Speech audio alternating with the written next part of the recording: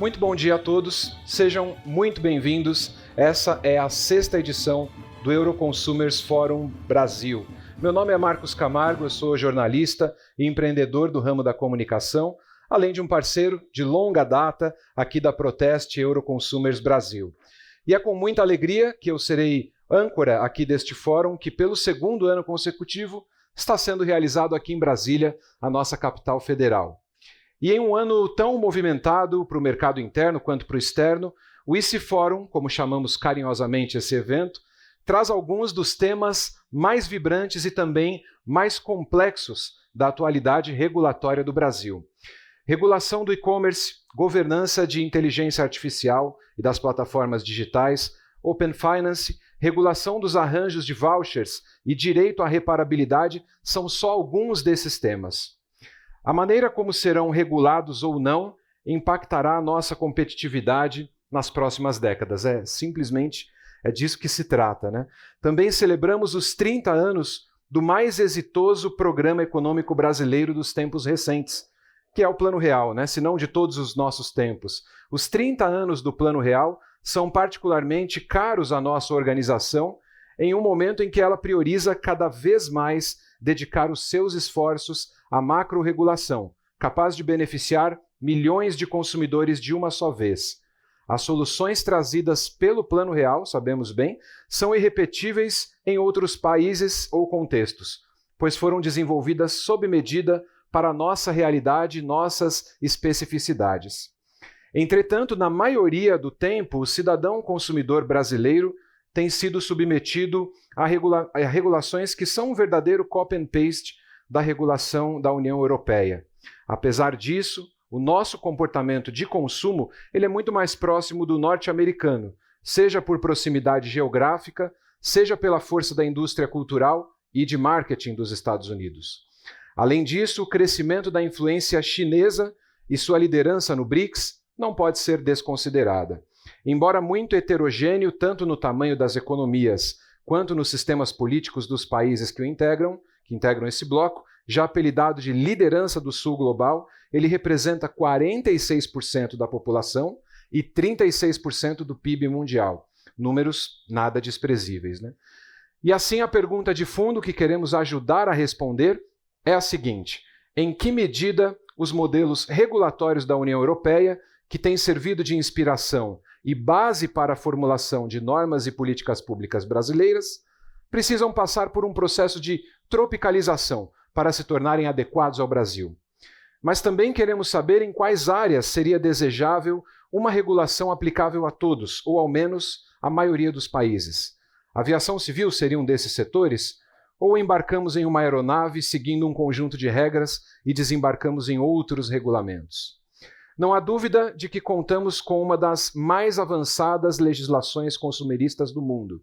O nosso Código de Defesa do Consumidor, entretanto, ele privilegiou a resolução contenciosa dos conflitos de consumo, fato compreensível para o cenário de 3 décadas e meia atrás, quando o legislador queria implantar uma cultura de respeito ao consumidor e às regras consumeristas.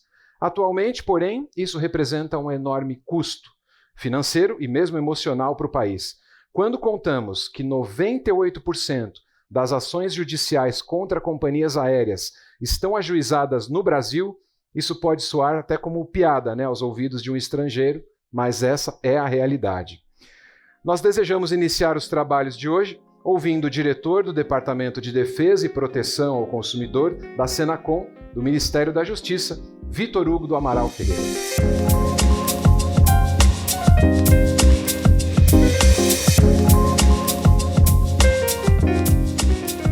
Bom dia a todos e a todas. É uma alegria participar de mais um evento para debater um tema que para nós é muito caro, que é o direito do consumidor.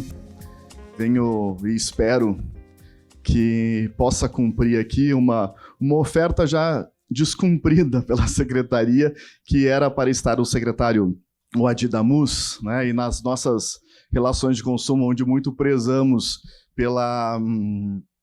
pelo cumprimento da oferta, pelas nossas publicidades que não sejam enganosas, que não sejam abusivas, fazendo uma analogia aqui com com o que eu pretendo trazer para vocês e espero que eu possa cumprir a oferta de falar em nome também do secretário Adi Damus. Falar da secretaria e do que nós temos feito, para mim, é muito tranquilo, porque, sem sombra de dúvidas, é o meu dia a dia ou a minha vida desses últimos quase 2 anos.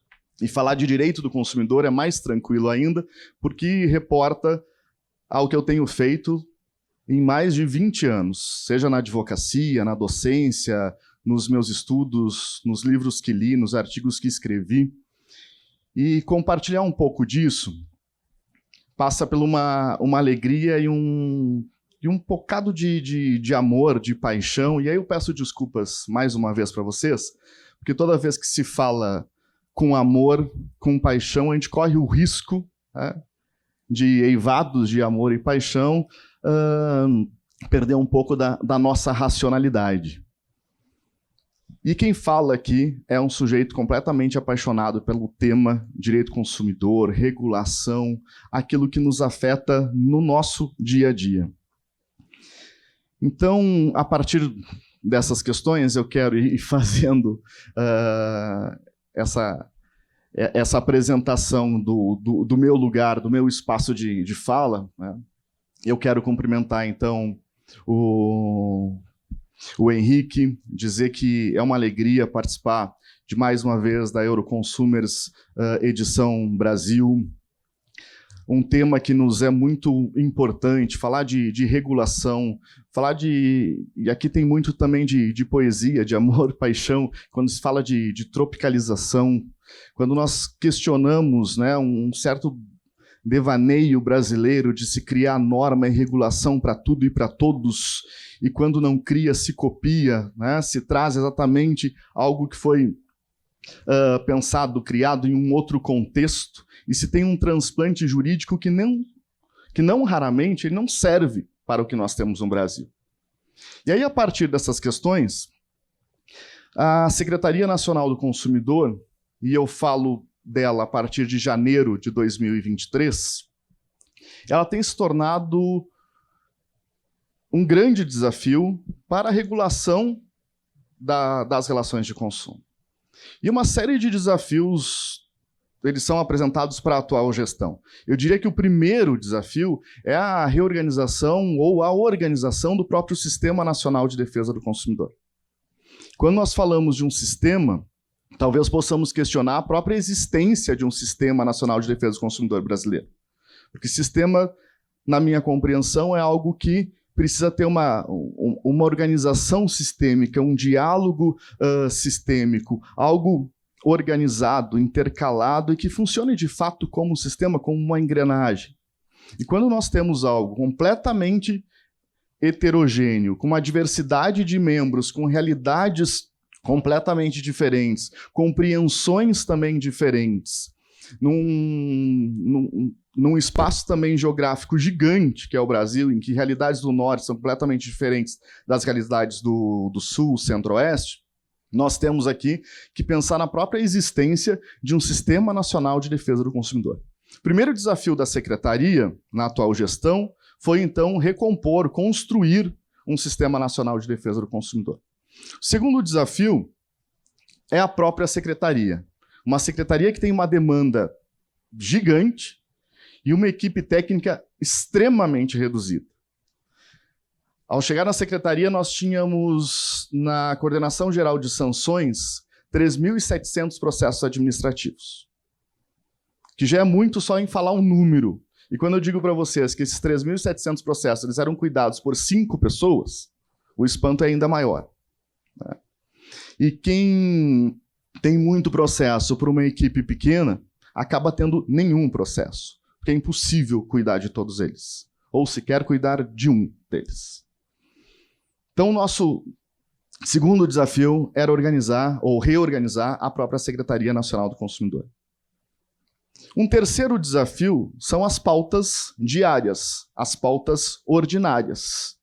Que não dá para se pensar em regular plataformas digitais sem deixar de acompanhar aquilo que já é estipulado como dever ou como habitual da Secretaria Nacional do Consumidor. E o quarto desafio que eu quero colocar aqui para vocês é justamente esses novos temas, os novos desafios, as novas questões.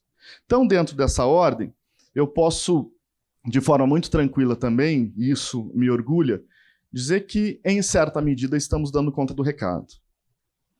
Hoje nós podemos falar de um Sistema Nacional de Defesa do Consumidor que tem muito a ser aperfeiçoado, mas que tem atuado em temas que lhes são próprios e numa certa unidade. Uma secretaria que encontrou só em uma área 3.700 processos e que nós conseguimos, no último ano, arquivar 70% desses processos. E aí vocês vão dizer, poxa, como é que se arquiva 70% dos processos? Isso pode gerar, inclusive, pode se questionar uma questão de responsabilidade, ou se tem uma irresponsabilidade em torno disso. E aí eu quero dizer para vocês que a irresponsabilidade não está nos nossos arquivamentos, mas sim em quem abriu esses processos. Quando nós temos a possibilidade de arquivar mais de 300 processos em que se questionava a qualidade da água engarrafada, sem ter nenhum parâmetro para se verificar a qualidade da água engarrafada no Brasil. E que talvez sem expertise técnica da própria secretaria para fazer isso. Talvez não, certamente. Hoje não faríamos. As questões também que nos são ordinárias, a composição de uma nova equipe, que fosse uma equipe técnica, não foi só um desafio, mas ainda é um desafio. E que tem sido superado. E aí, quando nós entramos na pauta que mais nos interessa e que aqui é pertinente também a todos, nós falamos de uma sociedade de consumo que ela é muito complexa. Além disso, a sociedade evolui constantemente, e obviamente que dentro dessa evolução nós vamos falar em novas tecnologias, não porque nós estamos num ambiente contemporâneo e que a novidade está presente aqui. Não, a novidade sempre esteve presente conosco. Nós sempre falamos de novas tecnologias desde que o mundo é mundo. Quando nós falamos de uma máquina a vapor, quando nós falamos do treinamento de um pombo para que sirva de pombo-correio, e hoje falamos de treinamento de inteligência artificial, isso é tecnologia, em todos os seus aspectos, em todos os seus tempos. Então não é nenhuma novidade estarmos diante da tecnologia, ou de novas tecnologias. Mas o novo é aquilo que é desconhecido, e o desconhecido sempre vai nos gerar temor. O desconhecido sempre nos gera medo. Porque nós não sabemos ainda lidar com ele, nós não conhecemos todos os efeitos dele, e para isso nós começamos a apresentar soluções. E essas soluções, elas são as mais geniais possíveis, né? Dentro todo mundo quer trazer aqui a solução para aquele problema. E que talvez não seja um problema, e sim uma adaptação, sim um aperfeiçoamento da nossa vida como consumidores diante daquela tecnologia que está contemporânea nesse espaço como novidade, e que logo ela passa a ser habitual na nossa vida, e novas tecnologias virão para que a gente possa de novo discutir o desafio de estar e enfrentar todo esse contexto da sociedade de consumo. Eu acho que nós temos aqui, dentro de todo esse processo frenético de regulação, que entendermos que, aos 34 anos do Código de Defesa do Consumidor, ele não só é um dos melhores códigos de defesa do consumidor do mundo, e como eu dizia no início, é um apaixonado que fala aqui, mas eu diria que, talvez sem falsa modéstia, nós estamos diante do melhor Código de Defesa do Consumidor do mundo. Que para muitos vai se dizer que o grande problema do Código de Defesa do Consumidor brasileiro é que ele é muito principiológico. E que isso gera uma insegurança jurídica. Ele deveria ser mais específico. E nós temos também esse delírio, esse desejo de regular e regular especificamente tudo. Mas quando nós temos uma avaliação positiva dessa percepção principiológica do Código de Defesa do Consumidor, eu acho que é aqui que está muito do que eu tenho para dizer para vocês.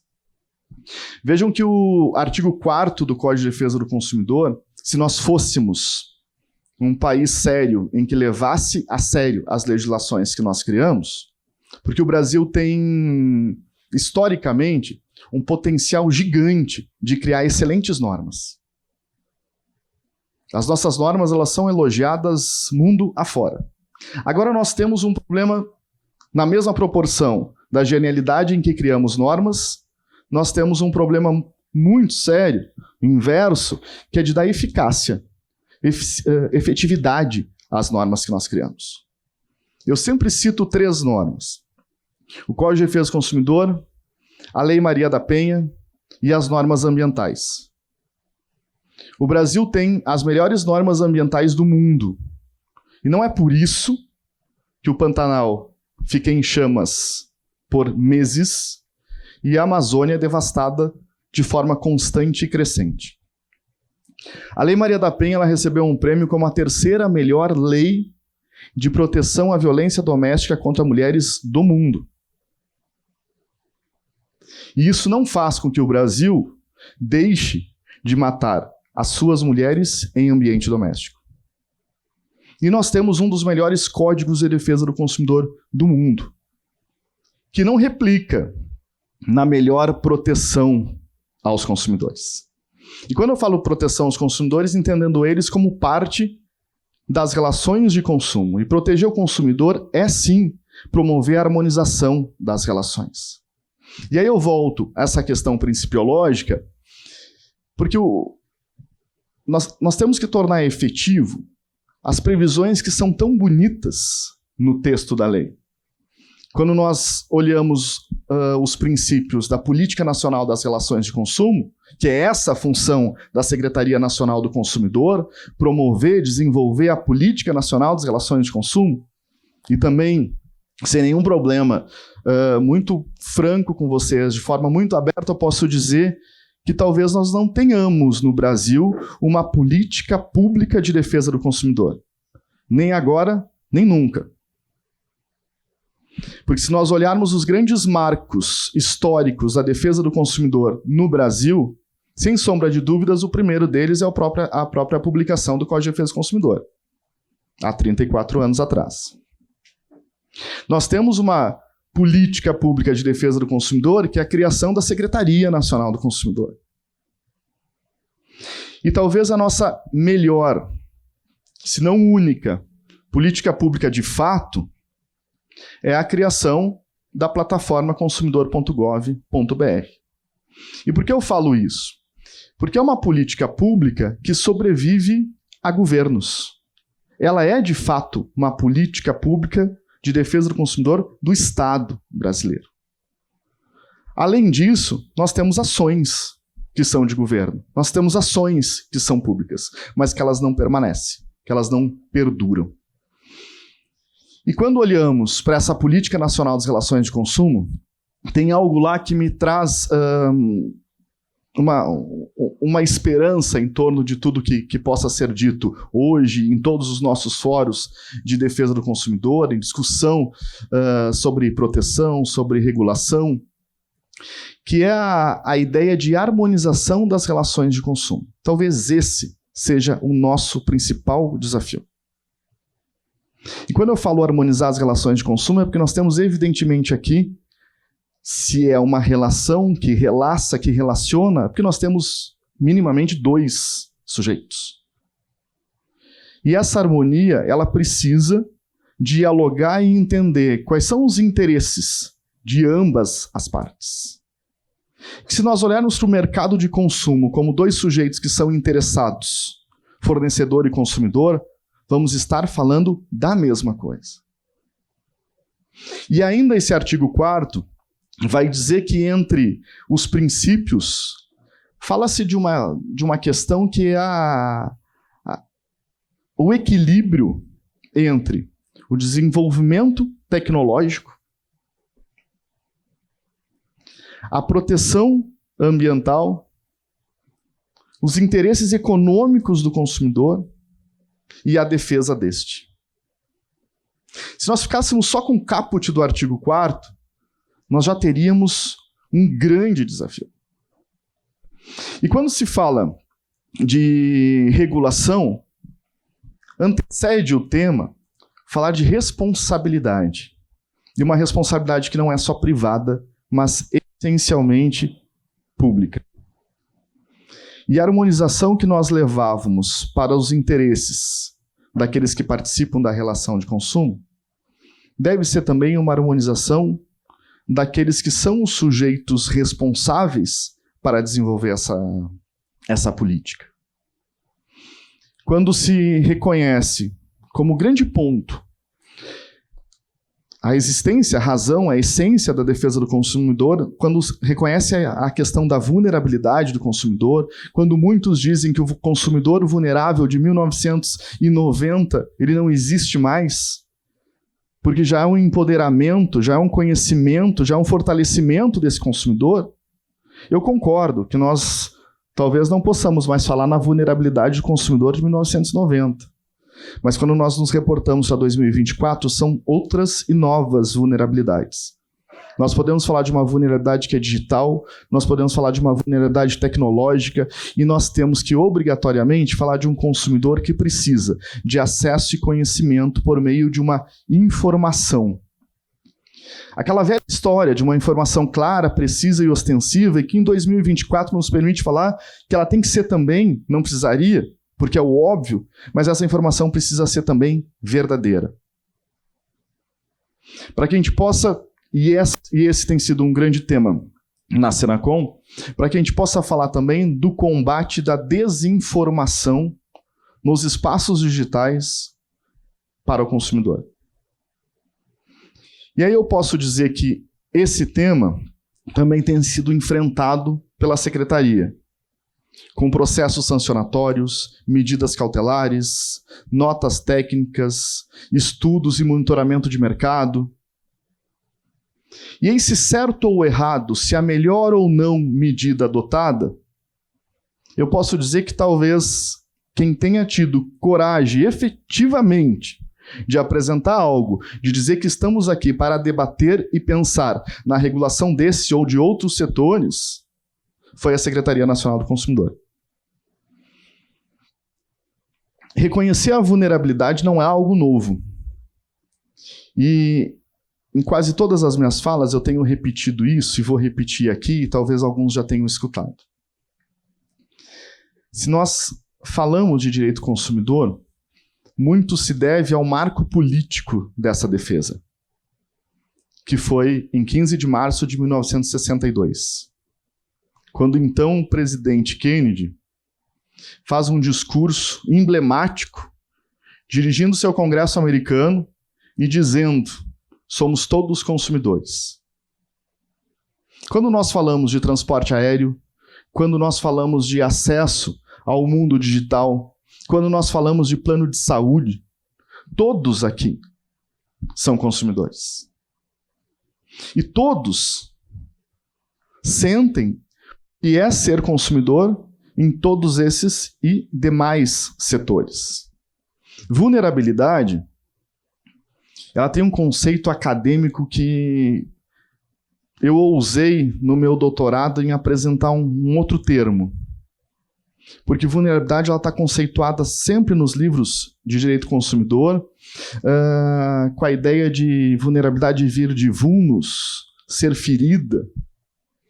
E essa ideia de vulnerabilidade diz que o consumidor é o sujeito mais frágil da relação de consumo.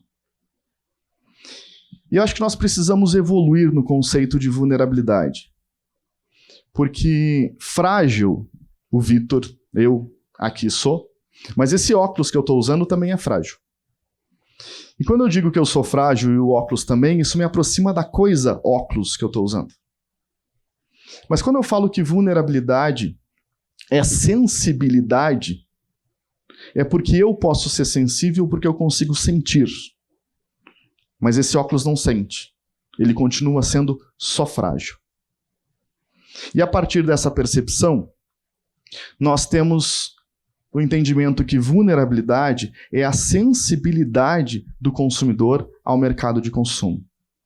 E se em 1962 Kennedy dizia que nós precisávamos fortalecer o consumidor em 4 pilares de proteção a esse, que se resumia a segurança, informação, liberdade de escolha e participação do consumidor.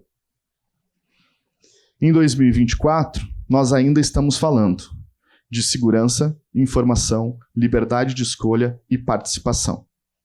Se o contexto em 1962 de segurança era que os veículos fossem fabricados com equipamentos que trouxessem segurança ao consumidor, quando nós reportamos a 2024, a segurança que aqui falamos é relacionada às nossas informações.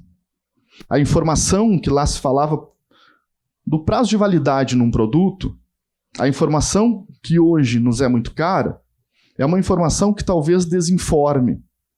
E aí nós temos um outro contexto para falar não só de liberdade de escolha, mas liberdade de tomada de decisão que talvez por muito tempo ou há bastante tempo nós não tenhamos uma liberdade plena das tomadas de decisões nas nossas relações de consumo. Porque se lá falávamos simplesmente de uma vulnerabilidade fática, aqui nós podemos falar de uma vulnerabilidade que é cognitiva, que é comportamental e replica obrigatoriamente naquilo que mais tem sido ausente desses 4 pilares que Kennedy anunciou há 60 anos atrás. A participação do consumidor nos espaços de decisão. Talvez dos 4, esse seja aquele que nós menos tenhamos aproximado. Aquele que nós, de fato, ainda não tenhamos conseguido avançar e colocar o consumidor no espaço que definitivamente é dele. O espaço de decisão, o espaço de acolhimento e o espaço de percepção, que as relações de consumo elas são feitas para o consumidor. Se nós não tivermos consumidor, nós não temos o consumo. Não tendo consumo, nós não temos fornecedor. E nós precisamos, para encerrar, entender que a defesa do consumidor, o bem-estar do consumidor, é sim, muito além de responsabilidade, também um espaço para desenvolvimento e avanço econômico. Muito obrigado.